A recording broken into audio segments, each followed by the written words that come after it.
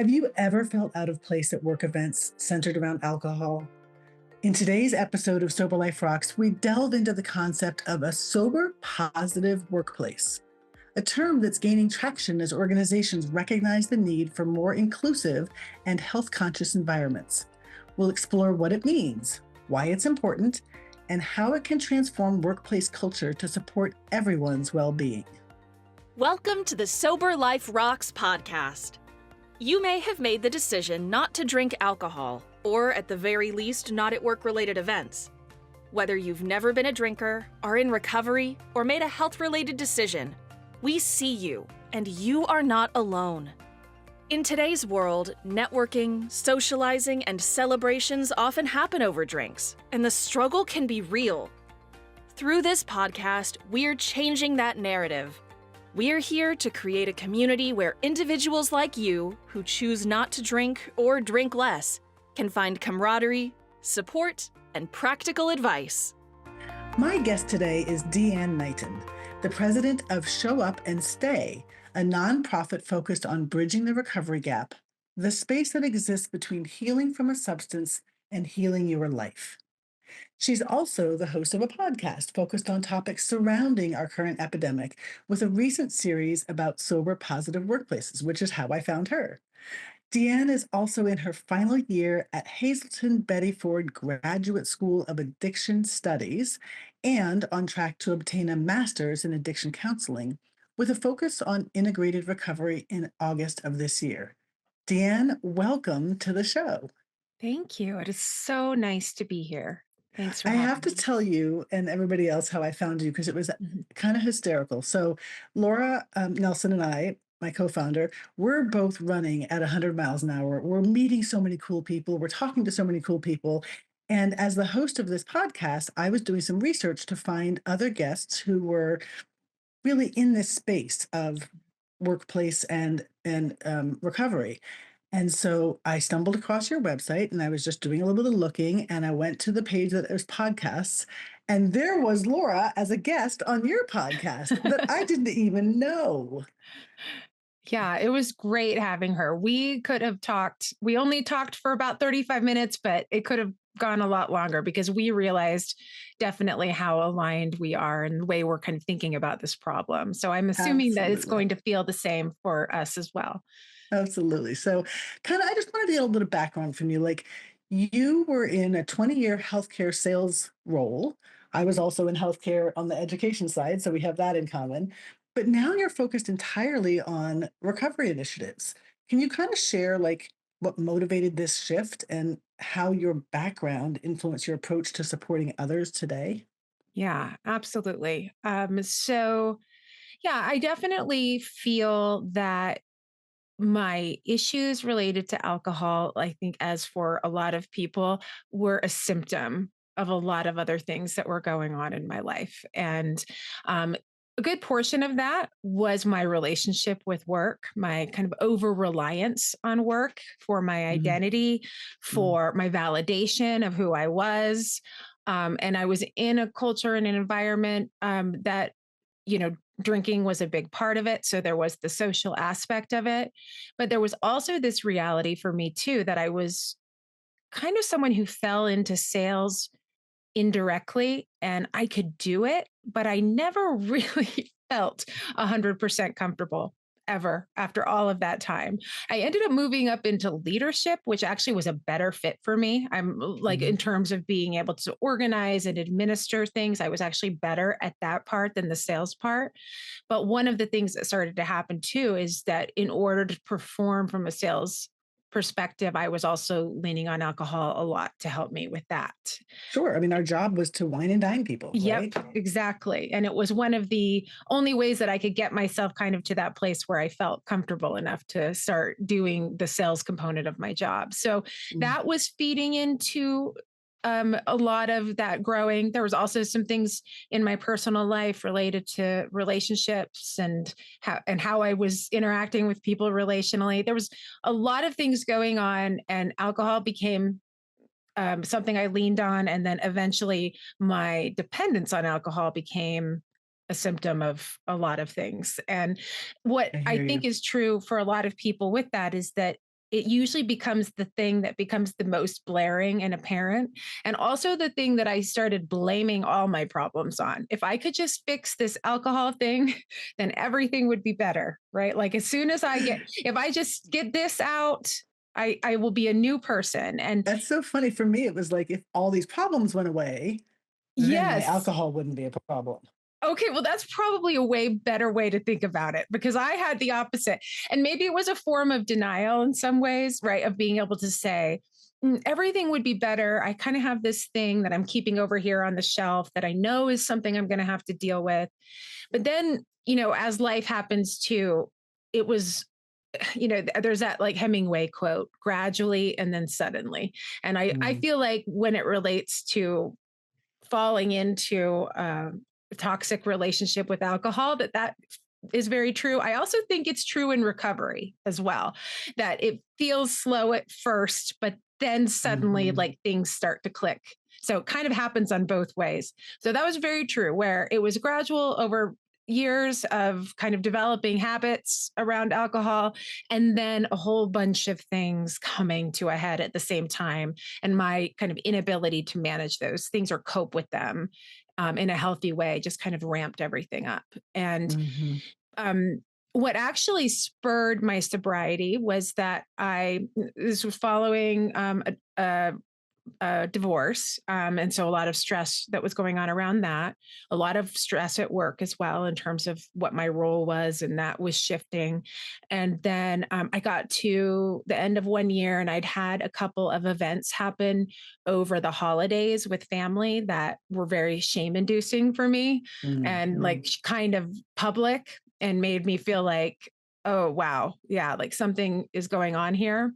So I decided to do dry January because that was kind of in the Oh. zeitgeist. And I'm like, let's just see, and I was very confident that I would be able to do that.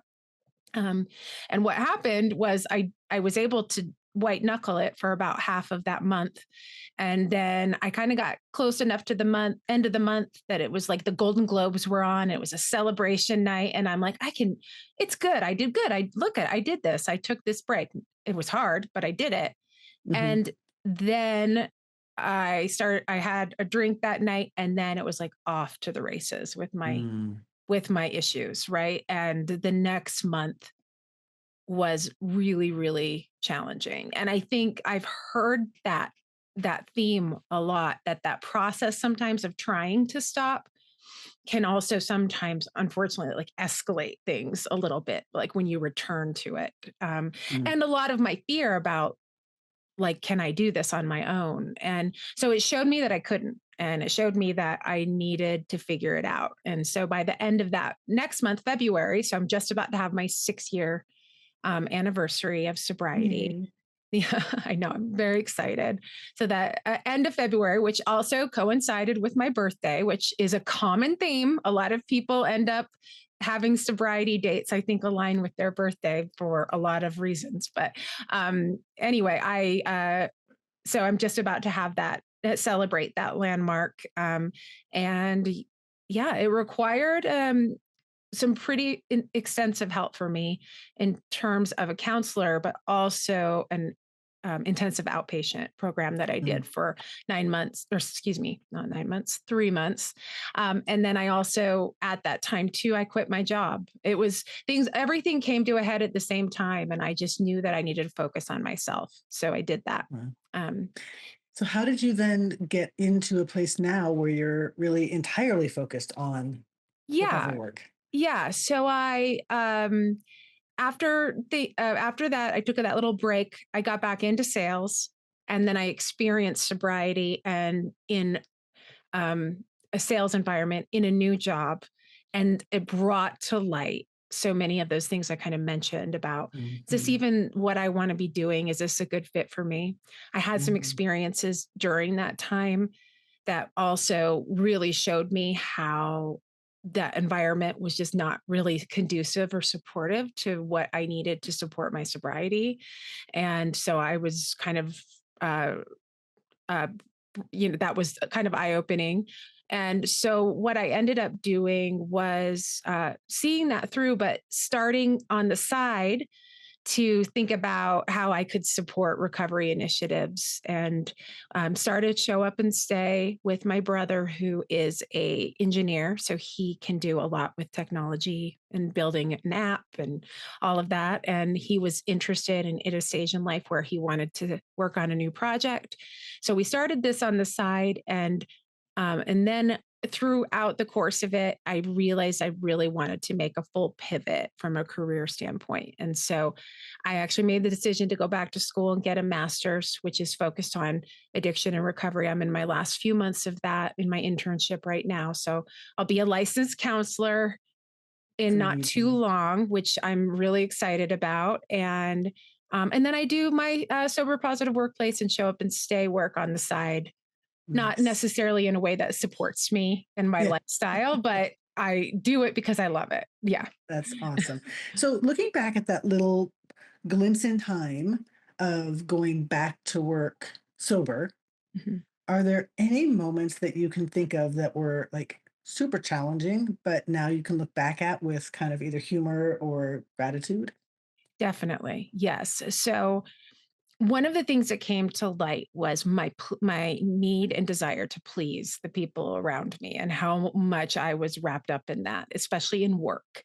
And so I had this new position, I had a new boss, and right around the time I started, within 2 months, was this big event that was a big deal for the brand. I've talked about this very openly. So it was Dreamforce, which is tied to Salesforce, the product. Mhm, mhm. And I didn't work for Salesforce. I worked for a company that recruited in that environment. But that was a really big deal to be going to this event. And one of the first things that happened was that they let me know that I would be going. I was in a manager position, but that we share rooms, and that was kind of like a little bit shocking to me, right? Because there were a few reasons As I a didn't want to do professional. that. Yeah. First of all, generationally, I was a lot older than the other people there. And I also had this thing about, well, I know I'm sober and I know I'm going to be going home early and I know I'm going to be going to bed early. And I really don't want, I felt that kind of shame come up where I'm like, I don't want to pull down someone else's good time. So I Mhm. felt very weird about that. So I decided, okay, I just have to do this. I have to set this boundary. And it felt really hard for me because I felt like it was making me seem like a bit of a prima donna or, that Mm, sort of mhm, thing. mhm, But, mhm. I just talked to him and I just said I didn't feel comfortable. I'd like to have my own room. And it was not even a problem. It was totally fine. Wow. And so it showed me like, okay, you can do this. It's okay for you to ask for things sometimes that you need. And then getting to the event itself had all kinds of interesting moments Mhm. around pressure to drink and being in this environment of trying to get to know all of these people. I had told them that I didn't drink because I was just about to turn 40 and that I had decided I wasn't going to drink until I turned 40 because I was trying to just live my best life. That was kind of the story I had given that would support my choices at that time. Yeah. One of the things that ended up happening, of course, is my 40th birthday came and went, and everybody was like, yes. So what's happening? And I Right. finally got real and honest with the people I worked with about what was going on and why I didn't drink. But it was everywhere. Yeah. Within my first week, we had a champagne open house for a celebration for the company that all of that I was like, I had to navigate. I had to buy drinks for my team and go to Mhm. the store and buy alcohol and have it in my car. And there were so many things that I just was like, why am I continuously putting myself in this situation?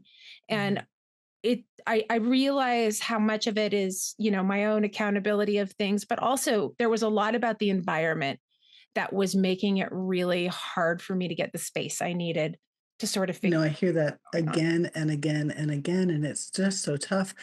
I went to your website and I found this beautiful blog that talked about the list of myriad reasons why people don't drink, religious, health, family.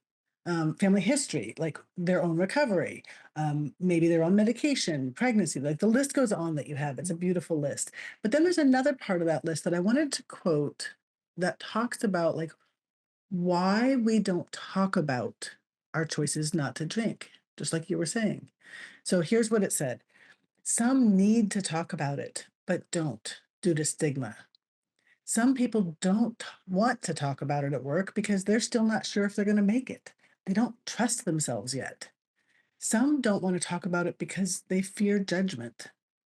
Some carry immense shame, culturally enforced shame, for the fact that they cannot drink safely. Some who don't drink have times they felt very isolated because of it. So, Dan, I want to talk about this shame and judgment.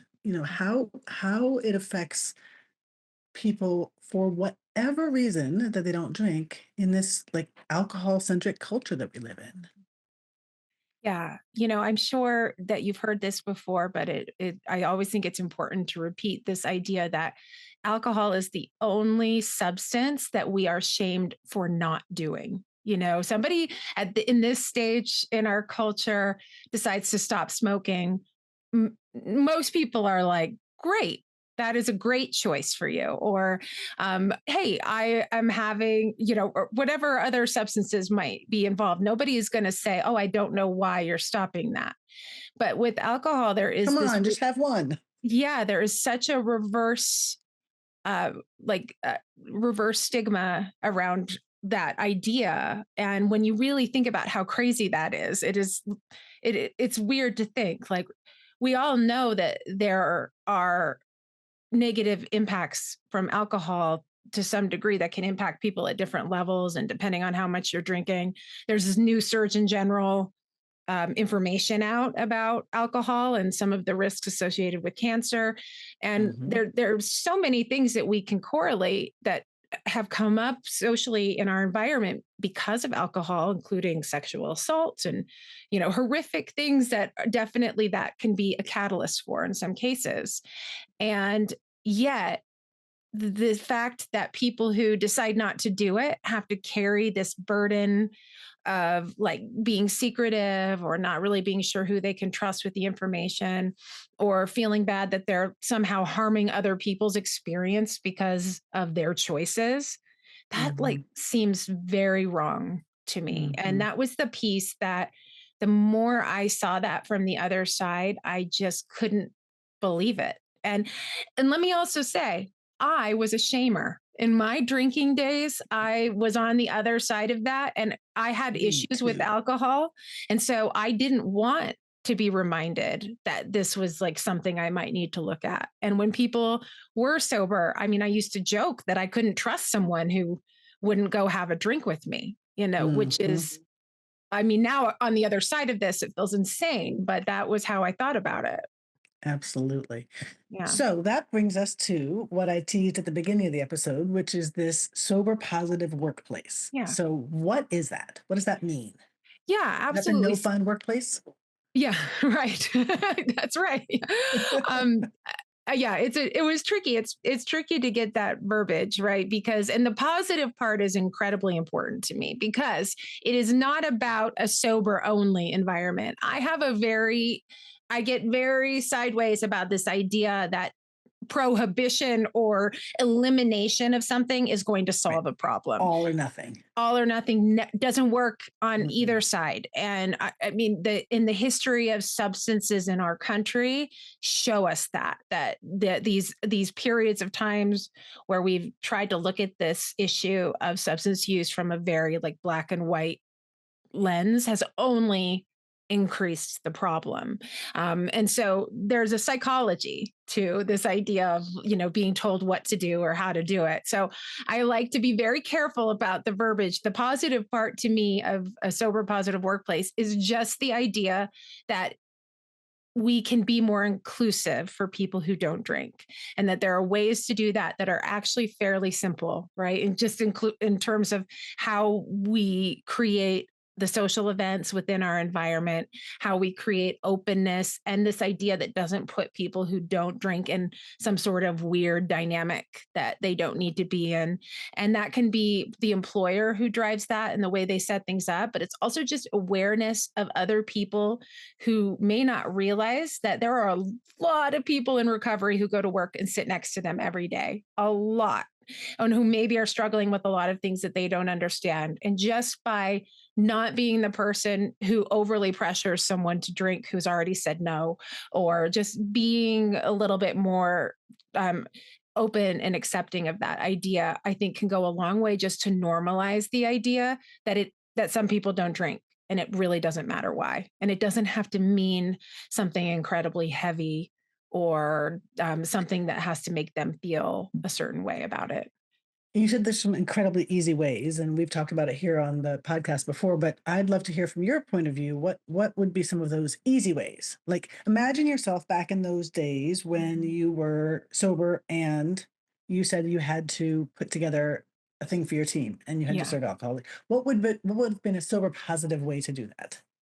Yeah, I would just say that it is a few different things. I would say mixing up the types of activities that you have. I wouldn't want to go all the way in that leadership position of saying, we're never going to have events with alcohol because I don't drink, because I actually feel like that would have a negative impact on what I actually want to accomplish. But it would be integrating different things into what we do and integrating activities or things that also offset the idea that the only thing that we're going to be doing at that event is drinking and talking, that creating some other ways for people to socialize and share time with each other so For that it instance, give me some yes. examples. Like, oh yeah, absolutely. I think that there's a lot of, oh, sorry. I think there's a lot of ways to think about how we bring people together. And there's a lot more ways that include maybe open spaces where there is a little bit more structure to the space in terms of what we're talking about and how we're talking about it, but that it can be in a more casual way. Things like having a team meeting where we just get together and do some of those like open question cards where you just ask kind of open questions about getting to know each other, and Mhm. doing it in a space where there isn't alcohol, but that people are all kind of expected to share and um, learn about each other without alcohol being the only lubricant that provides those opportunities to get to know each Mhm. other. And sometimes people have to facilitate that, right? Because there are different personality types and different levels of introverts and extroverts. But there are ways that we can bring that out. Also, having events like earlier in the day, eliminating this idea that it has to be in the night after work when people have families and responsibilities, or that's their time for their self care. Try and have those activities that start kind of earlier in the day and Mhm. have a set end time, and not kind of this open ended idea that we're going to have this event and it will go until the bar closes for whoever wants to stay. I think we can create situations where people can still have access to alcohol, but there is like a set end time to what that event is going to be. So that there's not this feeling too of being left out if you don't stay around for Mhm. whatever is going to follow. Right. I go home and then the cool kids get to play. Exactly. Yep. Yes. Yep. So, okay, that's from the point of view of somebody in leadership role, but what about the individual employee Yes. who is in this culture? Like, what can they do to advocate for themselves and the other hidden people Yes. in the organization? Yeah, I think the first thing is just in the way we respond to the initial information when somebody gives it to us that they don't drink. I think there's a lot that goes into that exchange of, if I'm not surprised, or if I'm just like, oh, good, instead of a myriad of other questions about it, or, oh my gosh, I can't even imagine that. That's a big one that we get from people, right? I can't even imagine doing things without drinking. And it creates this weird energy, and the person kind of has to do like an uncomfortable, like Hmm. dance around that information. So I think that there is a very simple way to respond to the idea that someone doesn't drink without a bunch of follow up questions, unless that person is offering up or seems like they want to give you more information about what's going on. Hmm. And So, then, oh, go ahead. Mhm. so if I am you at this new company, or even a company I've been at for a while, and the invitation is consistently to meet at happy hour or let's Mhm. go out for drinks, how can I advocate for myself in that environment without being like the wet blanket? Yeah, that's a really tricky question because Mhm. I feel like there has to be some things that change on both sides of the equation.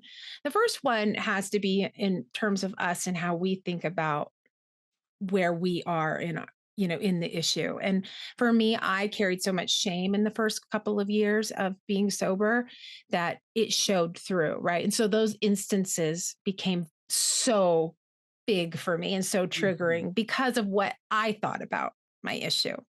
It Mhm. wasn't until I did a lot more work on coming to understand all of the things that had led to it, and how, again, like I felt like the alcohol was a symptom of a lot of things, and that, and understanding the science behind what happens with addiction and how our brains change and all of the ways that we can be vulnerable to this idea. It wasn't until I understood all of that that I could come from a different place of more confidence about my choice. And so I think one is, there is that personal accountability to make sure that you have enough information that you feel okay, that this is the right thing to do, and that you don't Mhm. need to feel shame for it. And then on the other side of things, I think the idea is just to realize the difference between like one or two drinks and excessive drinking, and that there's a big difference in shift in how people behave sometimes when things get to a certain point. So I think there's ways to be respectful of the way alcohol is utilized at that event, Mhm. and also considering locations where there's other things to do. There's appetizers, there's mocktails, there's a lot obviously going on right now that is very exciting in the NA space, Mhm. that I think can be a way to incorporate things. Even try going to one of a bar at one point that is just NA only, and like opening up that idea for people that this is also sort of a wave and a trend that they can be a part of. I think it could be a really good, healthy way to balance that out. And yeah, I think the last piece is just realizing that this idea that pressuring other people to drink, that came out of a certain era, I don't know, where we just got into this idea that that was the way you behave when you drink, that we Mhm. maybe need to also look at that as well and like start to Right. respect other people's choices, and it just in the same way you would want them to respect yours as someone who's drinking, because there definitely is a culture of drinking pressure, rounds of shots, for example, Mhm. or, Yeah. buying, pushing it, seeing someone's drinks empty and ordering them another one before they've even said if they want one or not, you know? Right. Mhm. I mean, I know for me, one of the things that I now do is when somebody is suggesting that we get together as a group at a restaurant, Mhm. I'll quickly go online to the restaurant and see, do they have a mocktail menu? Mhm. And if not, I now feel comfortable enough to say, hey, I love the idea of us getting together. Can we find a place that has an extensive mocktail menu? Lovely. Yeah. So I'm not naming myself, claiming myself, shaming myself, anything else. I'm simply just suggesting it would be no different than if I said, hey, could we find a place that has lots of vegan options? Right. Yes. Yeah. So I think that there's ways that we can still advocate for ourselves without having to place labels on being different.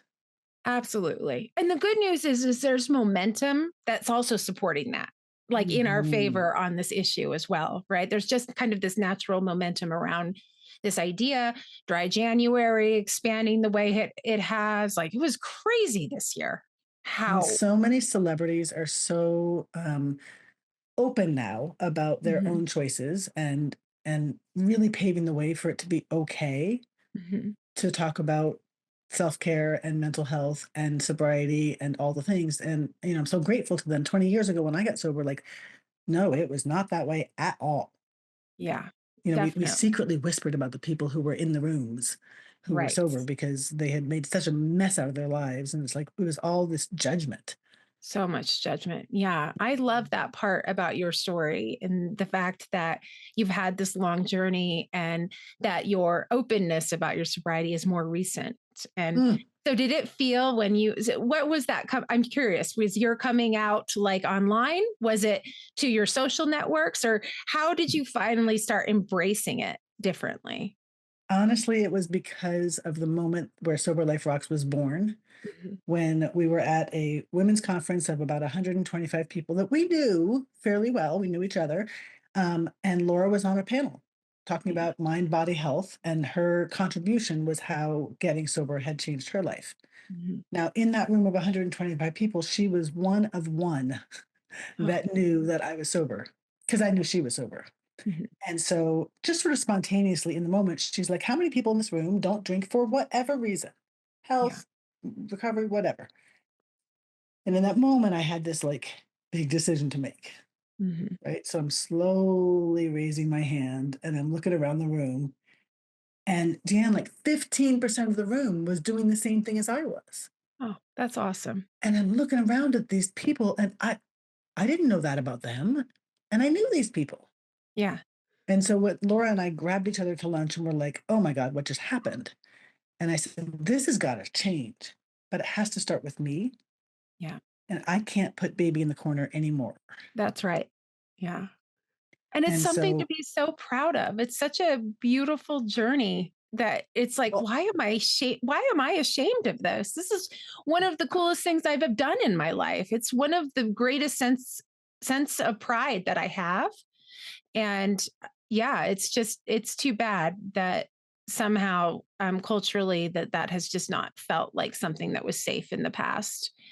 And and I and have to also say that making that choice and like finally shouting from the rooftops, Mhm. I felt a cellular realignment. Mhm. I felt like my skin was fitting differently Yeah. because finally I was living in full authenticity. Not that I was ever not authentic, but I wasn't open, Yeah. right? And I wasn't claiming this part of my life that had been seismically shifting for the better everything about my life. Right. Yeah. Yeah, that's beautiful. I like how you describe that integration because I didn't hold on to mine as long, but I will say that everything started to feel more right when I Yeah. could talk about the issue openly. And that if I felt comfortable, still some other people sometimes didn't feel comfortable. They didn't always feel as Mhm. comfortable as I felt, but like I was okay with that. Because I had gotten right with it. And so then once that happened, it kind of shifted all of it.